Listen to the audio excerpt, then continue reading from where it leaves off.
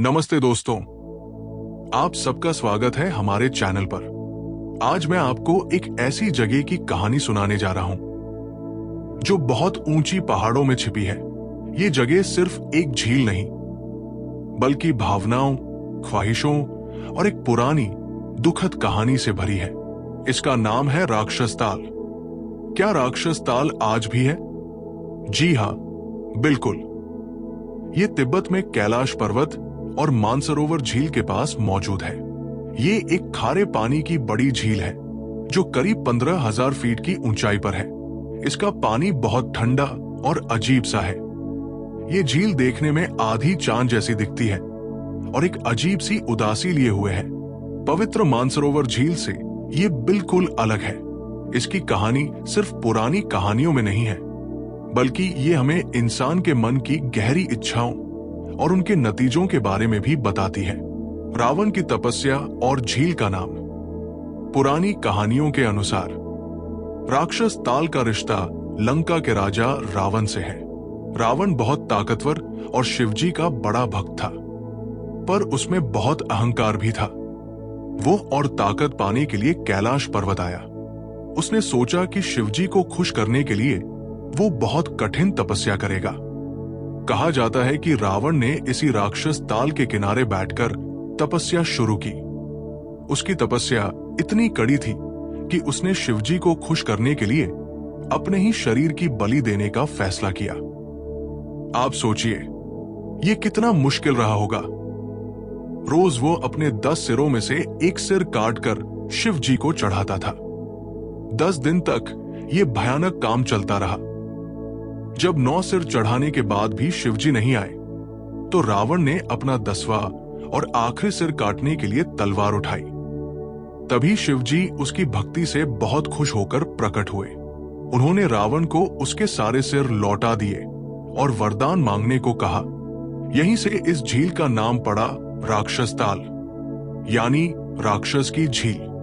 तिब्बत के लोग इसे लांगनार छो कहते हैं, जिसका मतलब है जहर वाली काली झील या भूतों की झील। ये नाम इसकी सुनसान और थोड़ी डरावनी पहचान को बताता है। राक्षस ताल की सबसे अनोखी बात यह है कि ये पवित्र मानसरोवर झील के ठीक बगल में है, पर दोनों बिल्कुल उल्टी है।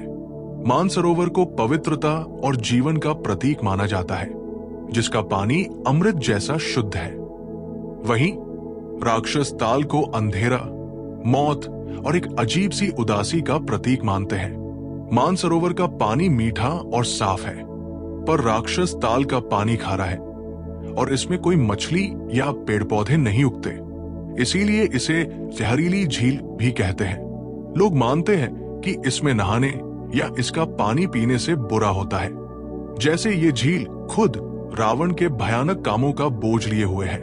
मानसरोवर गोल है, जैसे सूरज और सब कुछ पूरा हो, पर राक्षस ताल आधे चांद जैसी या टेढ़ी मेढ़ी है, जैसे कुछ अधूरा या अधूरा सपना। इसका आकार भी एक अनकही दुख भरी कहानी कहता है। मानसरोवर के पास जाकर मन को शांति और खुशी मिलती है, पर राक्षस ताल के पास एक अजीब सी खामोशी, उदासी और कभी कभी डर महसूस होता है। लगता है जैसे यहाँ हवा में कोई पुराना बोझ समाया हुआ है। ये अंतर हमें जीवन के बड़े सच बताता है।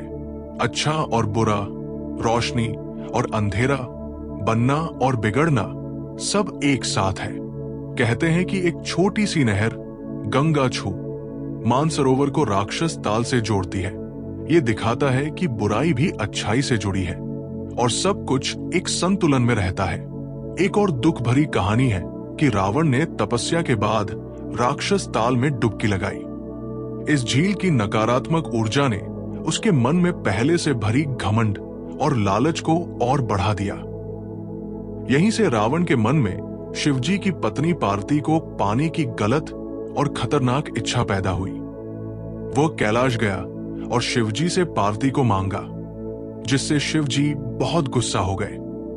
यही रावण के बुरे अंत की वजह बना।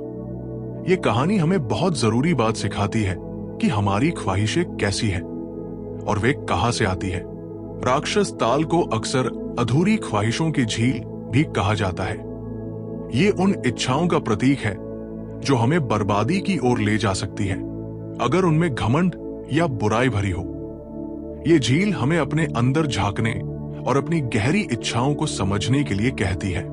क्या वे अच्छी है या बुरी? क्या वे हमें ऊपर उठाएंगी या नीचे गिराएंगी? ये एक दुखद पर बहुत बड़ा सबक है। आज भी राक्षस ताल अपनी रहस्यमयी पहचान और पुरानी कहानियों को समेटे हुए है।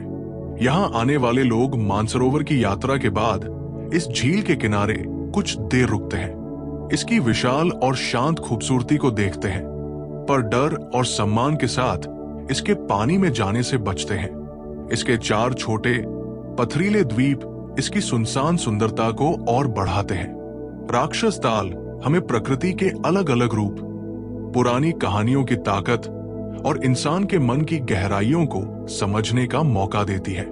ये सिर्फ एक झील नहीं है, ये एक खामोश गवाह है, एक आईना है जो हमें हमारी इच्छाओं, हमारे घमंड और हमारे जीवन के बीच के नाजुक रिश्ते को दिखाता है। तो दोस्तों, अगली बार जब आप कैलाश पर्वत के बारे में सोचें, तो पवित्र मानसरोवर की शांति के साथ साथ राक्षस ताल की इस अनोखी, गहरी और भावनाओं से भरी कहानी को भी याद कीजिएगा। ये हमें रोशनी और अंधेरे के बीच के शाश्वत संतुलन को बताती है। आपको ये कहानी कैसी लगी? अपनी भावनाएं नीचे कमेंट में जरूर बताएं। अगर आपको ये कहानी पसंद आई हो तो इसे अपने दोस्तों और परिवार के साथ जरूर शेयर करें और ऐसे ही वीडियो के लिए चैनल आप में और कहानियां को सब्सक्राइब करें। धन्यवाद।